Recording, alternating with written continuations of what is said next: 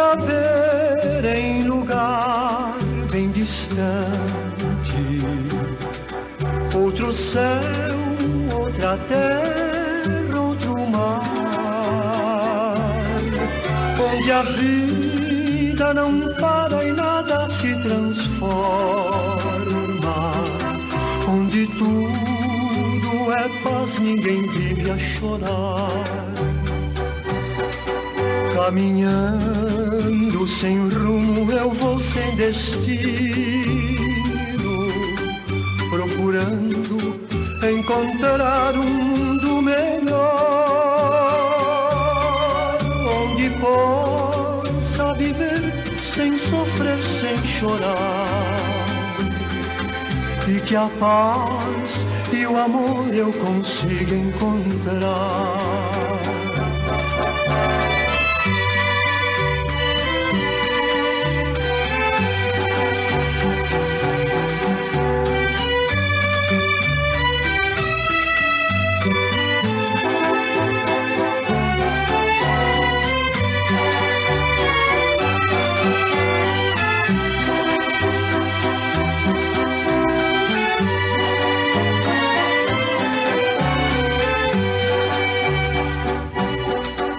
Caminhando sem rumo, eu vou sem destino,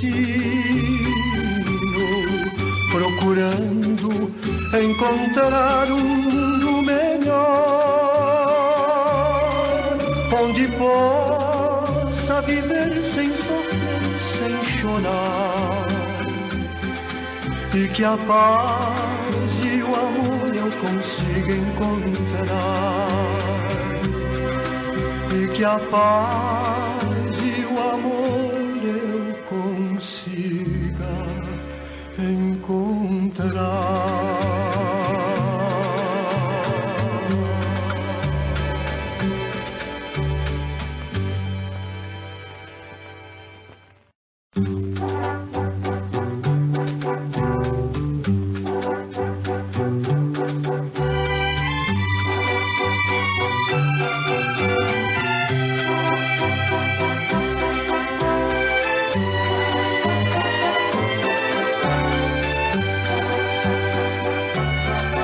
Deve haver em lugar bem distante outro céu, outra terra, outro mar, onde a vida... Meus queridos irmãos, que a paz do Mestre Jesus esteja em nosso meio. Meu boa noite a todos que estão nos ouvindo. Gostaríamos de agradecer, inicialmente, a presença do Dr. Marco Aurélio, nosso palestrante da noite, e governador Valadares. Agradecer as casas espíritas de Teoflotone, maçonarias, nesta data em que comemoramos mais um ano de existência e nos sentimos felizes por participar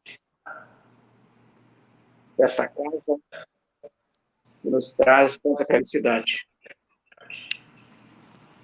Então, nós vamos, para iniciar o trabalho dessa noite, nós vamos pedir por caridade a nossa irmã Patrícia que nos faça a prece inicial.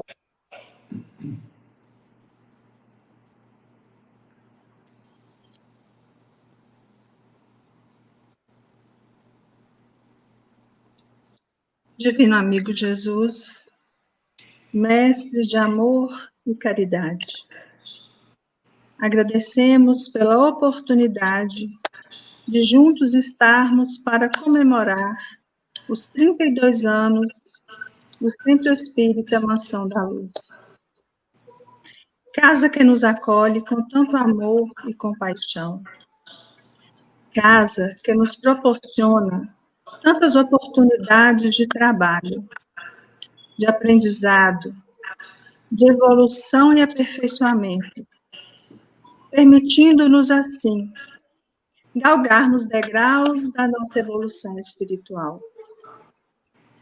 Casa onde muitas dores são aliviadas, muitas enfermidades são tratadas e outras tantas curadas, bastando apenas termos fé e seguirmos as orientações do nosso Mestre amado Jesus Cristo, que nos dizia em seu Evangelho, ao realizar as suas curas: vá, filho, e não peques mais. É necessária a reforma íntima. Enfim, nossa gratidão, Senhor, a essa casa de amor. Que o Senhor a fortaleça cada vez mais, bem como a todos os seus trabalhadores que se doam com muito amor, com muita dedicação, para atender o seu chamado. Que as suas vibrações, Mestre amado, as vibrações de nossa Mãe Maria Santíssima, do nosso mentor, Irmão Luz, e de todos os benfeitores espirituais, do nosso amado benfeitores espirituais da nossa casa amada, Mansão da Luz. Envolva-nos e permaneçam conosco nesta noite e para todo sempre. Que assim seja. Graças a Deus.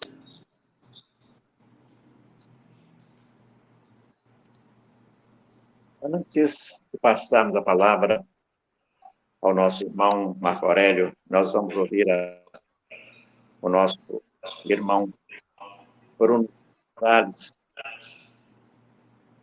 com uma música para que possamos harmonizar o nosso trabalho mais ainda.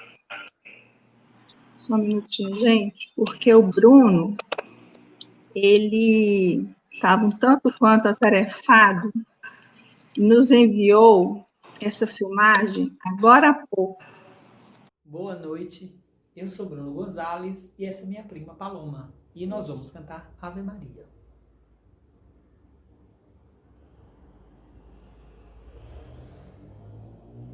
Grazie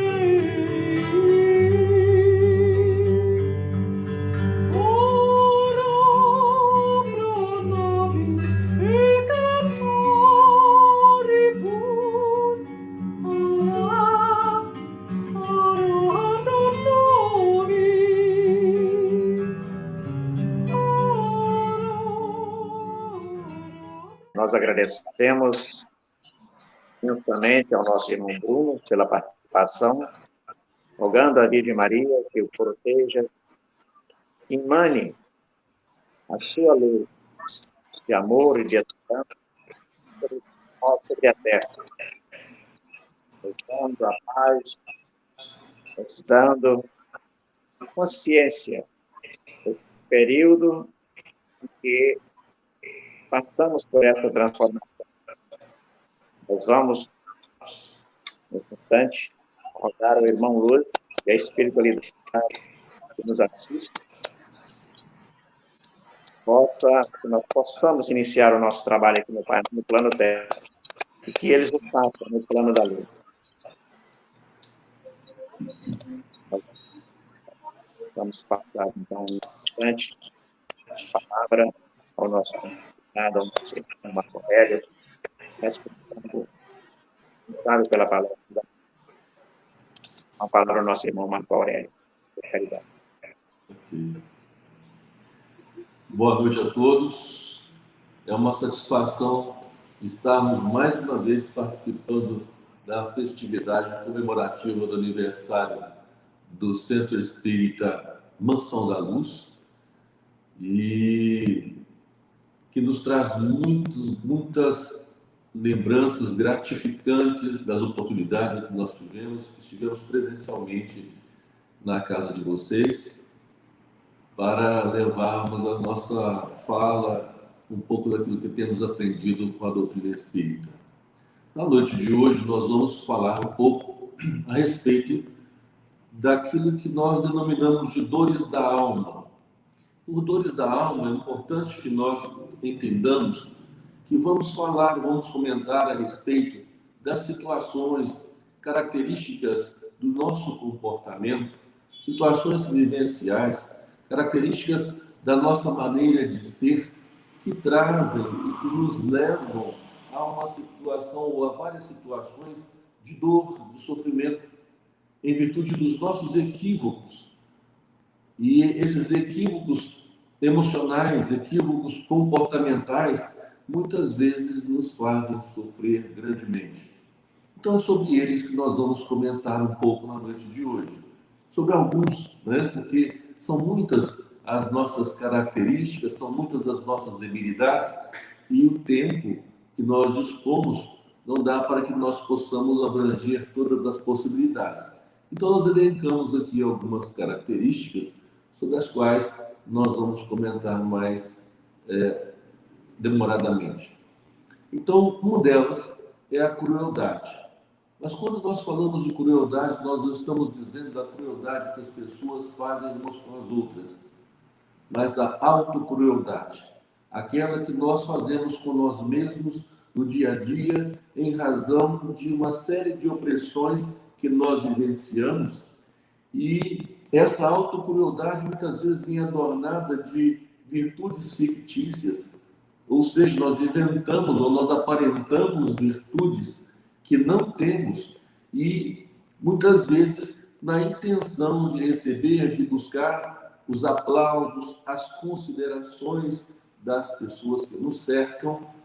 E essa forma de nos comportarmos dissimuladamente, porque nós não temos muitas vezes, ou não nos permitimos ser nós mesmos. E não sendo nós mesmos, nós procuramos ser aquilo que as pessoas querem ver, aquilo que as pessoas querem ouvir, aquilo que as pessoas esperam de nós. E quando há muita expectativa a nosso respeito, muitas vezes nós não sabemos lidar com isso e vivemos de uma forma oprimida, vivemos oprimidos, fazendo com que, desta maneira, nossa participação nas situações vivenciais, de um modo geral, sejam participações e posicionamentos que, na realidade, são circunstanciais, não são verdadeiros, levando as pessoas a crerem que nós somos aquilo que não somos, aparentando aquilo que os outros esperam e querem de nós. não nos permitindo, portanto, ser nós mesmos. Então nós passamos, ou nós pagamos por isso, um elevado preço, que é o preço de nos distanciarmos de nós mesmos. Eu costumo dizer nas minhas palestras, de uma maneira geral, que cada um de nós, muitas vezes, nos assemelhamos a cebolas. Nós vamos colocando tanta casca, nós vamos colocando tanta aparência, superpondo uma coisa sobre a outra, que vai chegando um momento da nossa vida em que nós perdemos a noção de quem somos. Perdemos a noção do ser humano que somos nós.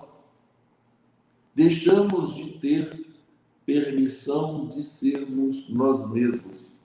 Ainda antes de começar esse estudo com vocês, eu estava lendo uma entrevista da Xuxa Meneghel, né, a rainha dos baixinhos, e ela dizendo que agora, aos 50 e poucos anos, quase 60 anos, ela tem ainda dificuldade de ser ela mesma, por causa da impressão que isso vai causar, ser ela mesma vai causar nas pessoas que são os seus fãs, que têm dela uma imagem que foi construída. Não é a imagem dela na intimidade ou no jeito de ser, mas a imagem que foi construída para ela ser essa mega personagem que ela se tornou ao longo da sua história de vida. Então, paga-se um preço muito alto para que se possa ser aquilo que os outros esperam. E ao ser aquilo que os outros esperam, nós deixamos de ser aquilo que nós deveríamos ser, aquilo que nós somos. E muitas vezes nós perdemos a noção da nossa essência, perdemos a noção de quem realmente somos. E ficamos em conflitos internos muito grandes para nos situarmos, para nos posicionarmos. Então, a causa básica do autotormento, da autocrueldade, consiste em algo muito simples, que é viver a própria vida nos termos estabelecidos pela aprovação alheia. Pensar e agir defendendo o nosso íntimo, os nossos direitos inatos e definindo nossas perspectivas pessoais, sem em momento algum subtrair os direitos dos outros, ou seja, interferir nos direitos alheios, é uma imunização que nós podemos desenvolver contra essa autocrueldade. Bancar realmente quem somos. E uma coisa interessante é que, como nós nos mascaramos muito, como nós criamos uma série de máscaras para apresentar-nos nas situações diversas, às diversas pessoas, nós perdemos identidade. E a grande conquista que nós podemos fazer no momento atual que nós vivemos é a de nos descobrirmos aquilo que já lá na época da Grécia Antiga estava escrito no Templo de Delfos e que dizia o seguinte: homem, conhece-te a ti mesmo. Então hoje a nossa maior busca é a de nos conhecermos, ou deve ser a de nos conhecermos, a do autoconhecimento, para que a partir daí nós saibamos intervir de forma positiva, construindo em nós aquilo que de melhor nós podemos ser. Mas para que isso aconteça, nós precisamos nos conhecer. E eu tenho tido a oportunidade de conviver com as pessoas em nível de tratamento, em nível de busca de orientar e conduzir processos terapêuticos com as pessoas e observar o quanto as pessoas se conhecem pouco. Quando a gente pergunta a respeito das características da personalidade de alguém, é muito comum nós ouvirmos as pessoas se definirem por 3 ou 4, quando muito, 3 ou 4 características. Por quê? Porque se desconhecem, não sabem o que são. Quais são suas virtudes? Quais são suas qualidades? As pessoas não sabem elencar muito mais do que 3 ou 4 qualidades. Quais são seus defeitos? Nem sempre as pessoas sabem reconhecer quais são esses defeitos. Por isso, o de que nós mais precisamos no momento em que nós estamos vivendo é realmente pensar, agir, defendendo o nosso íntimo, defendendo o nosso direito de sermos nós mesmos, nos aceitar como somos e fazer o melhor para uma construção mais feliz de nós mesmos. Só dessa forma é que nós vamos conseguir nos imunizar contra a autocrueldade. Então, para vivermos essa condição com nós mesmos, é preciso que nós estabeleçamos padrões de autorrespeito, aprendendo a dizer não sei, não compreendo, não concordo, não me importo. Sabe? Nós precisamos desenvolver esses valores, desenvolver essa capacidade de dizer não. É claro, nós não queremos aqui colocar que para tudo nós tenhamos que dizer não. Mas há situações em que é indispensável nós sabermos dizer não. Vai haver um momento do sim, mas é importante que em algumas situações como pré-condição de respeito a nós mesmos, nós saibamos dizer não para algumas situações, para alguns momentos, para algumas pessoas e até para nós mesmos.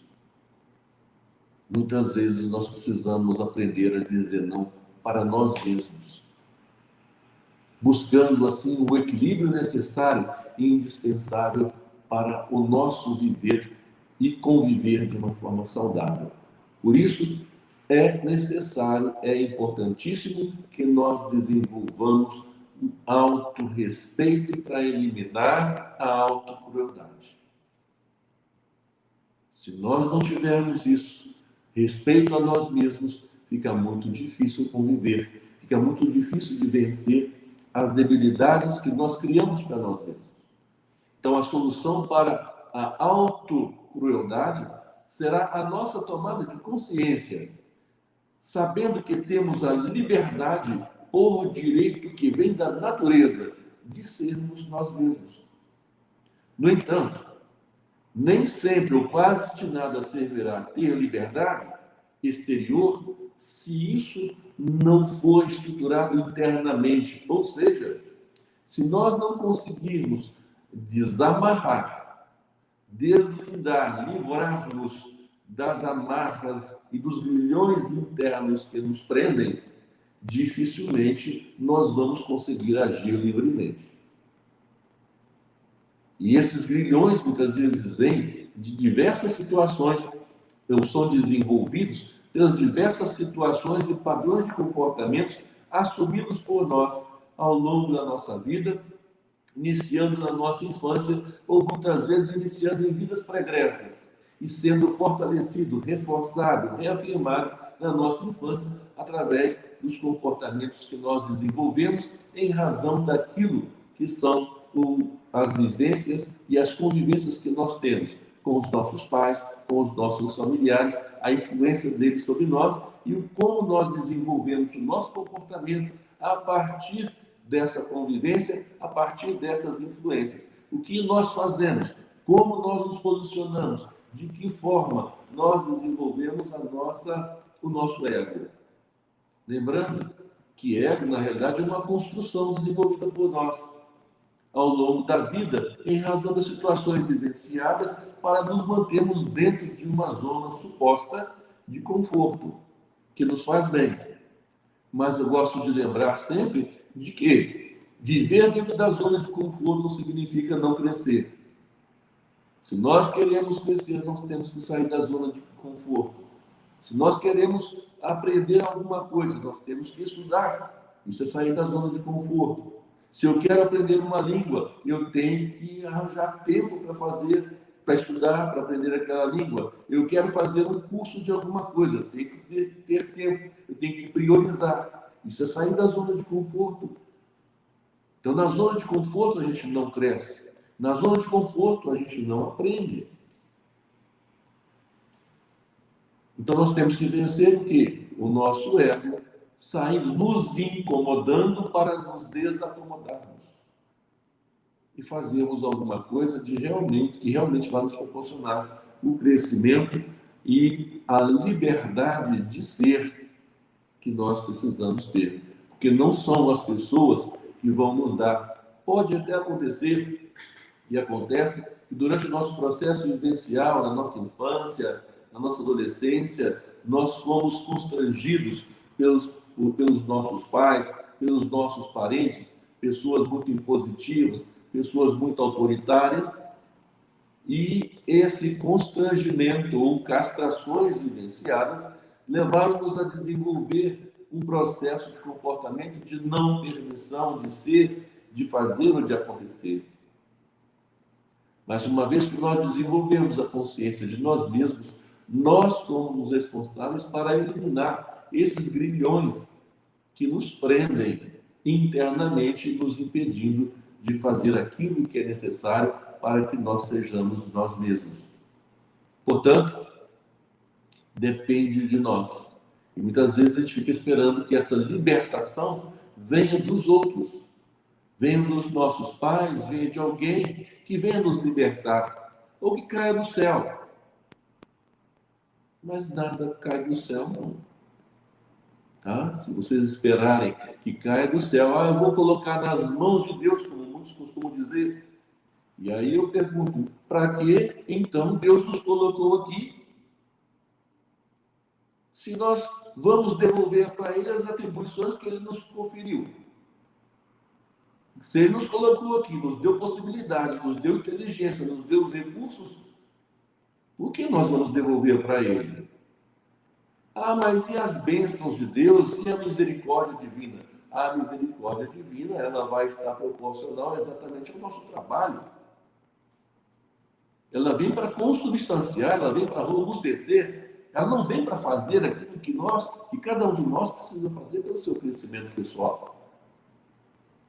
Então, isso são atribuições nossas. E se a gente mandar para Deus, com certeza Ele devolve para nós. Não tem nada vem de graça, nada vem de mão beijada para nós. Nós temos que trabalhar e desenvolver. Nós temos que trabalhar e conseguir. Nós temos que fazer a nossa parte. No Evangelho tem uma frase muito marcante que diz o seguinte, que a fé sem obras é morta. Então nós precisamos realmente trabalhar. Jesus, nas suas passagens, ele nos lembra permanentemente a importância da ação. Ele sempre usa o verbo, e verbo é ação. Então ele diz, batei e abrir-se-vos-á. Pedi e obtereis. Buscai e achareis. O verbo sempre na frente. A atitude sempre na frente. A presença, a postura sempre na frente. E aí a gente fica querendo que Deus faça por nós. Está errado. Está errado. Nós precisamos fazer por nós. E quando nós fazemos isso, aí as bênçãos divinas acontecem na nossa vida, auxiliando o nosso caminhar, iluminando o nosso caminho, iluminando a nossa vida. Mas esperar que essa iluminação venha sem ter uma atitude, uma postura de realmente buscar, de fazer e de acontecer, nada acontece. Nada acontece. Ok? Outra coisa, outro aspecto que nós precisamos analisar é a questão da irresponsabilidade.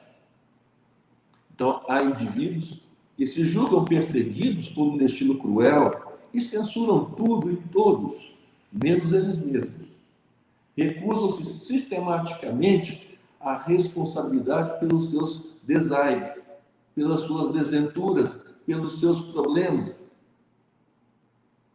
Não, eu não sou responsável. Foi fulano que fez isso, isso aconteceu comigo. Então eu passo a atribuir a culpa às pessoas, às situações, às coisas.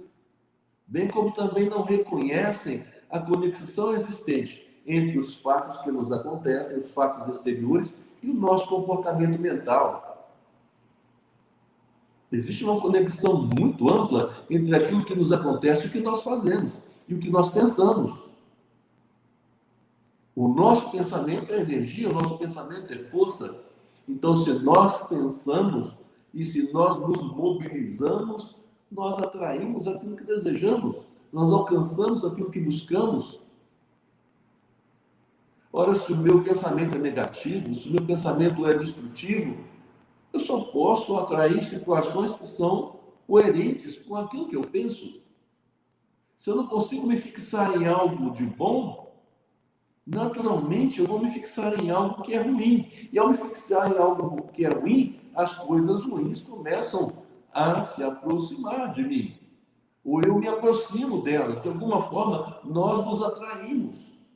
Porque há uma sintonia entre aquilo que se pensa, aquilo que se quer e aquilo que acontece. E aí, de repente, vocês podem virar para mim e dizer assim, mas tem coisas que eu penso que são boas, tem coisas que eu quero que são boas, mas só me acontece coisa ruim. Porque na intimidade, lá no seu mundo interior, nas suas crenças que estão arquivadas no seu inconsciente, existem situações chamadas crenças debilitantes ou incapacitantes. E essas crenças debilitantes e incapacitantes que você tem, que eu tenho, muitas vezes são aquilo que geralmente atrai para nós as situações difíceis, a despeito de nós pensarmos nas coisas positivas. Então nós precisamos trabalhar o quê? A nossa essência. Nós precisamos nos compreender mais, nós precisamos nos conhecer melhor para trabalharmos as nossas crenças debilitantes e eliminando-as, nós abrimos espaço para as coisas positivas, para as coisas boas, a fim de que elas possam acontecer na nossa vida. Tem gente que quer e que consegue aquilo que quer, mas muitas vezes não acredita que merece. E assim como não acredita que merece, perde rapidamente aquilo que conseguiu. Não se valoriza. E muitas vezes nós atribuímos a responsabilidade daquilo que nos acontece aos outros, às situações, às coisas. Ah, porque eu estou assim, porque fulano fez isso comigo. Eu estou assim porque aconteceu aquilo. Eu estou assim porque a vida é ruim. Eu estou assim porque Deus não olha para mim. Esquecidos, muitas vezes, de que somos nós que não olhamos para Deus. Somos nós que vivemos dentro de conflitos ou com conflitos internos grandes, e esses conflitos vão nos manter na situação sempre negativa, de vibrações ruins, de pensamentos negativos, trazendo então comportamentos e situações que vão nos levar a sofrimento, a problemas, a dificuldades, a conflitos. Ou seja, nós não construímos dentro de nós limites para determinadas coisas. E com isso, muitas vezes aceitamos coisas que não deveríamos aceitar e vivenciamos coisas que não precisaríamos vivenciar. Ah, isso é karma. Não. Não é karma. Karma é uma palavra sânscrita que significa ação. E karma é uma coisa que a gente pode mudar todo dia. Cada um de nós pode construir um novo fim, como afirmava Chico Xavier. Nós não podemos mudar o que já aconteceu, mas nós podemos começar agora e construir um novo fim. Então, isso é a prova mais cabal de que nós podemos mudar a nossa vida, nós podemos melhorar a nossa vida a todo tempo, a toda hora. Depende daquilo que nós queremos, depende do quanto que nós nos envolvemos, depende da prioridade que nós damos, mas se nós ficarmos a responsabilizar os outros por aquilo que nos acontece, nós não saímos do lugar. Então, ser responsável implica ter a determinação para responder pelas consequências das atitudes que nós tomamos. É bem assim. Ter a responsabilidade, a determinação para responder pelas consequências das atitudes que nós tomamos. Ser responsável é assumir as nossas escolhas, as nossas resoluções, os comportamentos que nós adotamos. Ser responsável é decidir por si mesmo para ir para onde eu quero ir, para o que eu quero descobrir e descobrir a razão do nosso querer. Muito importante isso. Descobrir a razão do nosso querer. Por que eu quero isso? Por que eu desejo isso? O que está por detrás desse desejo, desse querer? Isso chama-se autoconhecimento. E nós precisamos estar a todo tempo buscando esse autoconhecimento. Então, não existe essa coisa de dizer que fulano foi vítima da fatalidade. Não existem vítimas da fatalidade. Nós é que somos os promotores do nosso destino. Nós somos os gerentes da nossa vida. E o que nos acontece é responsabilidade nossa. Nós somos a causa dos efeitos que ocorrem na nossa vida. Ouvindo outro dia o pastor Cláudio Duarte, numa de suas palestras, e então a pessoa dizia para ele: pastor, eu estou vivenciando um problema com as minhas contas. A minha vida financeira está horrível. As minhas contas estão todas atrasadas e eu estou com dívidas. E aí o indivíduo diz para ele assim: mas isso é porque o diabo, o maligno, está na minha vida e me perturbando. Aí o pastor virou para ele e falou assim: olha, traz para mim amanhã a conta do seu contra-cheque e a conta do seu cartão de crédito. Traz para mim, que eu vou mostrar para você o nome e o endereço do maligno. Então, na realidade, o nome e o endereço do maligno que está lá vai ser o nosso. Se nós não formos gerentes da nossa vida de forma eficiente. Se nós não gerenciarmos a nossa vida econômica, se nós não gerenciarmos a nossa vida emocional, não tem espírito obsessor que perturba, não. O maior obsessor de nós somos nós mesmos. O espírita adquiriu esse vício em função de mau compreendimento da doutrina, de dizer que tudo aquilo que lhe acontece é obra do espírito inferior, é obra do espírito obsessor ou dos espíritos obsessores. Mas se esquece de que, para que os espíritos obsessores possam atuar sobre nós, nós é que damos o campo para isso, nós é que damos a pré-condição para isso ocorrer. Somos nós os responsáveis por esse tipo de influência. Está lá no livro dos Médiuns. As nossas imperfeições morais dão aso, ou seja, abrem as portas para a influência dos espíritos inferiores.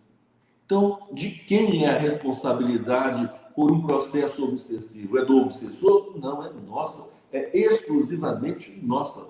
O obsessor pode ser um oportunista, o obsessor pode ser um vingador, mas quem abre as portas para que ele possa atuar sobre nós somos nós mesmos. Então, não há que se fazer atribuição de responsabilidade para os espíritos a respeito dos nossos problemas vivenciais. Não é o maligno nem nada, somos nós. É só você olhar no espelho que você vai ver quem é o responsável pela vida que você está levando. É só você olhar no espelho que você vai ter exatamente a noção de quem é o responsável pela vida que você está levando. Não é seu marido, não é sua esposa, não é seu filho, não é sua mãe, não é seu pai. É você mesmo.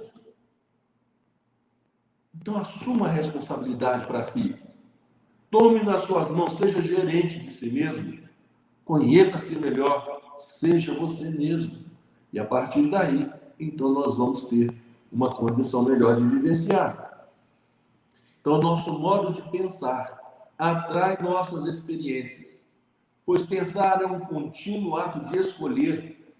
Evitar não pensar também é uma escolha. Portanto, somos nós que fabricamos as fibras que confeccionarão a textura da nossa existência. Somos nós que fabricamos as fibras que constituirão ou que confeccionarão a textura da nossa existência. A nossa existência é responsabilidade exclusivamente nossa. Não é responsabilidade de Deus, não é responsabilidade dos espíritos benfeitores, não é responsabilidade do nosso espírito protetor, de maneira alguma. É nossa responsabilidade. Então, nós precisamos assumir isso para sermos, de fato, seres humanos melhores, mais capazes, mais competentes, mais coerentes. Então, somos os responsáveis pela maneira como nos relacionamos com as pessoas, ou seja, com o cônjuge, com o filho, com parentes, com amigos, com os conhecidos, porque certamente ninguém nos obriga a agir dessa ou daquela forma. Ah, porque eu faço isso porque meu marido é assim. Eu faço isso porque meu filho é dessa forma. Eu faço isso porque meu pai, ou minha mãe, ou minha esposa. Você faz porque quer. Você faz porque permite. Ah, porque fulano faz assim comigo, porque você permite, porque você deixa. Então, nós mesmos cedemos diante das exigências dos outros. Então, não é o outro que faz, não é o outro que acontece, somos nós que permitimos, somos nós que deixamos, ou somos nós que fazemos. Precisamos assumir isso, ter consciência disso, para sermos mais coerentes e sermos mais equilibrados. Então, o homem adulto se caracteriza pelo fato de que ele próprio delimita o seu código de conduta moral.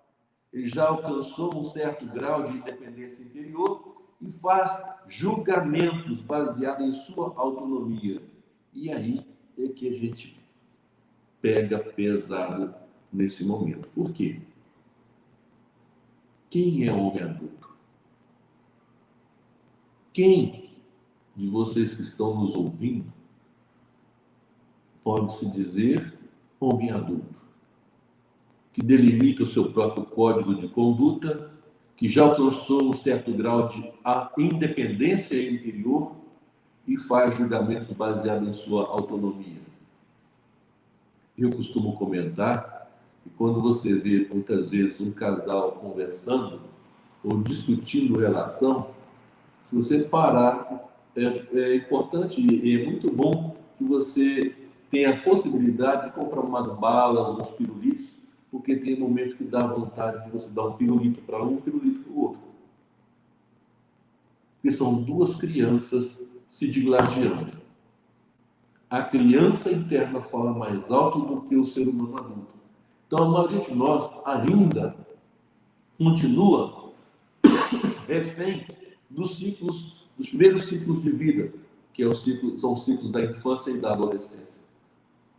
Muitos de nós ainda não saímos desses ciclos, não nos tornamos adultos, crescemos, envelhecemos, temos idade de adulto, mas temos muitas vezes o comportamento de criança ou de adolescente.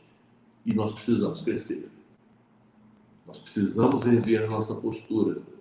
E precisamos crescer para que possamos ser seres humanos de fato, que conseguem delimitar o seu código de conduta moral e que já alcançou um certo grau de independência interior e tem autonomia para ser você mesmo.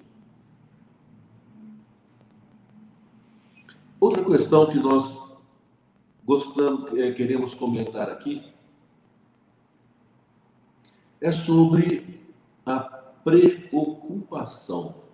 Ocupar a mente de coisas que muitas vezes não aconteceram ou que nem sequer irão acontecer.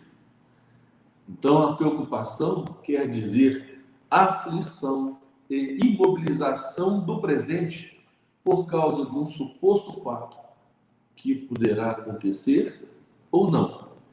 Ou ainda, a suspeita de uma decisão ou de que uma decisão poderá causar a sua ruína ou a sua perda. Então, os preocupados são aquelas pessoas que têm dificuldade de concentração no momento presente e, por isso, fazem com que a sua consciência se desvie do foco principal da sua vida para a periferia, ou seja, vivem entorpecidos no hoje, por quererem controlar com seus pensamentos e com sua imaginação os fatos da manhã. Não vivem o presente, vivem permanentemente no amanhã, querendo controlar o que vai acontecer, quando pode acontecer, eles nem chegarem no amanhã. Então, vivem sofrendo por antecipação, criam situações, constrangimentos por antecipação, sofrendo sem necessidade, gerando ansiedades desnecessárias. Então, esse desvio de atenção do momento presente, daquilo que realmente você está vivenciando, é uma busca deliberada de distração. É tirar o foco do presente. Eu me preocupo com o futuro, porque aí eu não tenho que viver o presente, eu não tenho que vivenciar as situações pelas quais eu preciso passar. É uma forma de impedir a si próprio de viver e de perceber aquilo que necessita viver e perceber em seu mundo interior. Aquilo que as situações externas estão gerando no seu mundo interior, dar conta de si. Então, para não ter que dar conta de mim, eu foco no futuro, eu fico preso nas situações que estão lá fora, e que não aconteceram e que poderão também sequer acontecer. Então, quando dizemos que estamos preocupados com os outros, quase sempre estamos nos abstraindo das atitudes que nós não temos coragem de tomar, das responsabilidades que nós não queremos assumir, das carências afetivas que negamos a nós mesmos, ou seja, negamos que temos, não queremos perceber, porque perceber dói. Perceber dói. Dos atos incoerentes que praticamos e que não admitimos, dos bloqueios mentais que possuímos e que também não aceitamos. Então, uma forma de distrairmos da nossa essência para cuidarmos de coisas que não têm necessidade no momento presente. Deixamos o necessário para ficarmos focados em situações que vão gerando angústias e vão gerando sofrimentos maiores, e nós não mexemos no conteúdo que gera, de fato, esses sofrimentos. Então, nós deslocamos todos os nossos esforços e atenção e também as nossas potencialidades para socorrer, para proteger, para salvar, para convencer, para aconselhar os nossos companheiros de viagem pela vida, parentes, amigos, familiares, muitas vezes esquecendo, propositalmente ou não, a nossa primeira e mais importante tarefa na Terra. Vocês sabem qual é? A nossa primeira e mais importante tarefa na Terra? A nossa transformação interior. Essa é a nossa primeira e mais importante tarefa na Terra. A nossa transformação interior. É por isso que nós estamos aqui. Nós não estamos aqui com o dever de transformar o outro. Nós não estamos aqui para fazer pelo outro. Nós estamos aqui para fazer primeiro por nós. Fazer transformação primeiro em nós. E a partir de então, no momento em que nós estamos fazendo essa transformação, os nossos próprios processos vivenciais começam a se tornar exemplos. E as pessoas vendo e vivenciando junto conosco, sem ter a necessidade também de procederem em si mesmas as mudanças que são necessárias. Portanto, é de fato necessário, importantíssimo, que nós nos posicionemos de forma equilibrada, de forma justa. Uma outra situação que é muito importante que a gente comente e que está relacionada com o nosso viver diário e que, de certa forma, traz uma série de dificuldades para nós, na nossa vivência, é aquilo que nós chamamos de baixa estima, ou alguns chamam de baixa autoestima. Então, a baixa estima, ela vem de um complexo de inferioridade. É um complexo de inferioridade que consiste no conjunto de ideias que foram recalcadas no inconsciente da criatura desde a mais tenra idade, associadas a situações muitas vezes já existentes que vêm do passado, tá? Das nossas vidas pretéritas. Então, esse complexo de inferioridade age sobre a nossa conduta, provocando sentimentos gratuitos de culpa, excessiva carga emotiva, relacionado com pensamentos de baixa estima, frequente sensação de inadequação e constante frustração em decorrência da desvalorização da capacidade e da habilidade pessoal. Então, a baixa estima ou autopiedade pode nos levar a ser vítimas de nós mesmos, pois, na realidade, através dessa condição, nós vamos estar somatizando, trazendo para o nosso corpo as emoções negativas na forma de doença. Os sintomas das enfermidades podem ser considerados, muitas vezes, a nossa forma física de expressar uma atitude interna ou mesmo um conflito. Portanto, os doentes não são somente as vítimas inocentes de algum desarranjo da natureza, mas muito mais frequentemente os facilitadores das suas próprias doenças, em função desse estado de baixa estima. A baixa estima é um sentimento de autopiedade que pode nos tornar doentes, uma espécie de invalidez psíquica, e envolve a nossa existência, e a partir daí nós nos sentimos inferiores e incapazes, levando-nos a uma perda total de confiança em nós mesmos. A baixa estima tira a potência de crescimento. A baixa estima tira a potência para viver.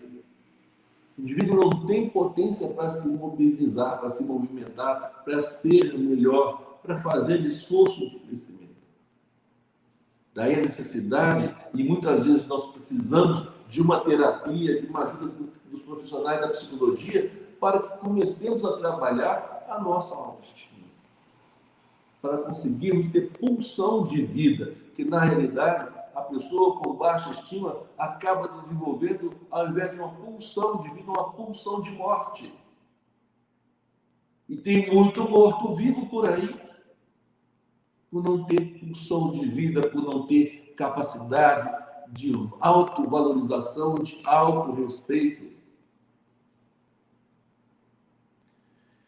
Então, a providência primeira e essencial para que possamos curar o sentimento de autoestima ou de inferioridade é a convicção da eternidade da alma, na pluralidade das existências, que somada à crença de que somos seres espirituais, criados plenos e completos, vivendo uma experiência humana, com o objetivo de nos conscientizarmos da nossa plenitude inata, isso vai nos trazer o alento para que nós possamos vencer as nossas debilidades internas. As providências seguintes a serem tomadas seriam as reflexões sobre as causas dos nossos sentimentos de inferioridade, descobrir onde na nossa vida iniciou isso, em que momento da nossa vida nós começamos a vivenciar isso e às custas de quê? Qual foi o processo vivencial que nos levou a desenvolver esse padrão de comportamento para trabalharmos nas causas e não nos efeitos? Então, como foram adquiridos? Quais foram as crenças que motivaram esse padrão de comportamento? E a partir daí, nós realmente vamos conseguir elaborar a nossa vida de uma condição melhor. Nós vamos conseguir nos tornar seres humanos mais amplos, mais plenos e mais felizes. Só assim. Então, quando nós não compreendemos a dor, ela nos dilacera. Mas quando nós entendemos a sua finalidade, ela nos aperfeiçoa. Então, as dores da alma têm essa finalidade. Essas situações poucas que nós aqui citamos, nesses momentos em que nós estivemos aqui comentando a respeito delas, existem mais coisas, como eu disse no início, mas o nosso tempo é curto para que possamos discorrer sobre outras coisas mais. Então, esse provérbio chinês fecha o nosso trabalho de hoje, fecha a nossa mensagem de hoje, porque a dor é necessária, mas nós precisamos entendê-la. Se nós não a compreendemos, ela nos dilacera, mas se nós entendemos a sua finalidade e a importância dela para o nosso crescimento, para o nosso amadurecimento, então ela é aquele buril que vem para esmerilar e polir a pedra bruta que somos nós, no que diz respeito ao nosso comportamento, aos nossos valores, enfim, a tudo aquilo que nós somos e precisamos, e temos a noção de que precisamos melhorar. Nós precisamos, a dor, no momento vivencial que nós nos encontramos, ela faz parte das necessidades que temos para fazer os movimentos de crescimento de que necessitamos. Essa é a nossa mensagem. Eu quero agradecer a vocês a oportunidade de ter aqui estado com vocês, mais uma vez, participando dessa festividade, e deixar o meu abraço a todos, deixar o meu abraço à dona Nada, que é uma pessoa que eu admiro bastante, e a todos vocês, que com a sua alegria, com a sua bondade e com a sua compreensão, nos brindaram com essa oportunidade.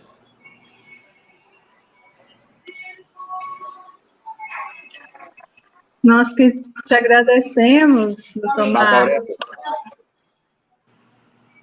Nós que te agradecemos pela sua disponibilidade e todo o carinho que nos atendeu, né, ao chamado, ao convite de estar aqui conosco, comemorando o aniversário da nossa casa e compartilhando conosco, né, todos esses ensinamentos, e agradecemos a companhia de todos que estão aqui conosco. Muita alegria ter todos vocês, né? E passo a palavra para o nosso presidente, para que ele possa dar prosseguimento à reunião, né, seu José? Nós agradecemos, em nome da Nação da Luz, ao nosso irmão Marco Aurélio, não por esta oportunidade, mas tantas outras que ele se dispôs de sair da cidade dele, numa viagem cansativa de automóvel, fazia palestra e voltava, às vezes, à noite ainda, em retorno para o seu lar. Então, Marco Aurélio, que você receba a nossa gratidão, seremos eternamente gratos a você, pela sua disponibilidade, pelo seu carinho, pelo seu apreço que você tem para conosco. Sempre que você é solicitado, você está aí presente. Gostaria de ter palavras para agradecer. Receba o nosso abraço fraterno, pela oportunidade de te ouvir mais uma vez. Que Jesus te abençoe a você e que estenda os nossos agradecimentos à sua família. Jesus te abençoe. Muito obrigado, agradeço a vocês. Gostaríamos de... Eu agradeço a vocês por mais essa oportunidade e desejo realmente que Deus continue nos abençoando a todos e nos dando forças para prosseguir nessa missão maravilhosa que é a divulgação da doutrina espírita. Eu gostaria de agradecer também aqui a nossa irmã Patrícia. Para mim, isso aqui tudo é novidade. Estava observando aqui o carinho, o apreço das pessoas compartilhando, né? Gostaria de poder pronunciar o nome de cada um, mas possível, mas que receba a nossa gratidão, que receba o nosso afeto, que Jesus possa abençoar, possa iluminar a cada companheiro de jornada, a cada pessoa que participou conosco nesta noite, que possa nos iluminar, levar adiante esse compromisso que nós assumimos com a nossa casa. Que Jesus possa abençoar a todos. E antes de finalizarmos com a prece, de antemão, a gente também tem muito a agradecer ao Bruno, né, pela participação especial, que é um grande artista que nós temos aqui, não só como cantor, mas também como artista plástico, né? Ele pinta belíssimas telas, mas sempre também nos atende com muito carinho, o Bruno Gonzalez. Tem mais uma participação dele agora no final. Então, muito obrigado, Bruno. Que Jesus te abençoe, continue te abençoando. E muito sucesso para você em seu caminho.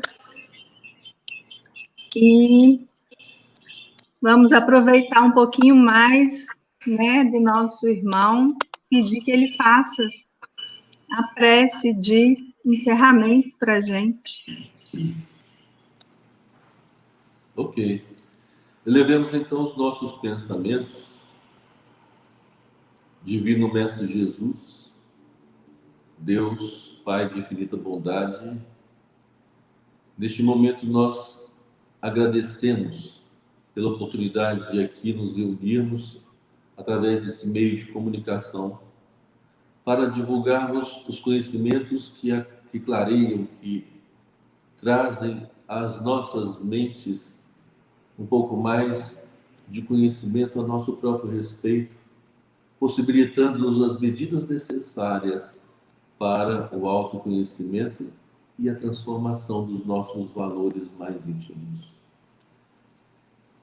Rogamos o teu amparo e a tua proteção para esta casa maravilhosa que acolhe tanta gente com tanto amor, o Centro Espírita Mansão da Luz, a fim de que possa, por mais tantos anos quanto possível for, continuar sendo essa irradiação de luminosidade vertida do alto para os corações das pessoas que o buscam, que a buscam, recebendo essa luz no âmago de suas almas e se transformando a cada dia em pessoas melhores. Que essa casa continue por muito mais tempo a irradiar luzes para os corações, a promover transformações nos valores mais íntimos de cada um daqueles dos seus frequentadores. Enfim, agradecemos imensamente a assistência dos benfeitores espirituais, nos inspirando e nos trazendo a oportunidade de aqui comparecermos para brindarmos e participarmos desse brinde de luz, desse manancial de aprendizado e de cultura que a doutrina espírita nos proporciona. Gratidão, gratidão, gratidão. Que assim seja. Que assim seja. Graças a Deus. Então, é com muita gratidão que a gente finaliza a noite de hoje. E você quer falar mais alguma coisa, Zé? Só agradecer, né, pela oportunidade. E vamos ouvir aí o nosso Bruno, né? Então, para finalizar, o nosso trabalho. A gente vai colocar mais um vídeo do Bruno. E antes eu quero só pedir, né, desculpas pelas falhas, muitas, que tivemos nessas lives, principalmente falhas técnicas, porque a gente não tem, né, na nossa casa pessoas muito habilidosos nessa parte tecnológica. Então, a gente vai tentando como pode, como consegue, e vai fazendo o melhor que a gente pode, né? Com muito amor, com muita vontade de servir, de trabalhar, né? Mas não sai da melhor forma, mas é o melhor que a gente consegue fazer. Então, que vão nos perdoando as falhas. E para finalizar, com muita beleza, né? Vamos colocar o Bruno. Ó mio bambino caro, Puccini.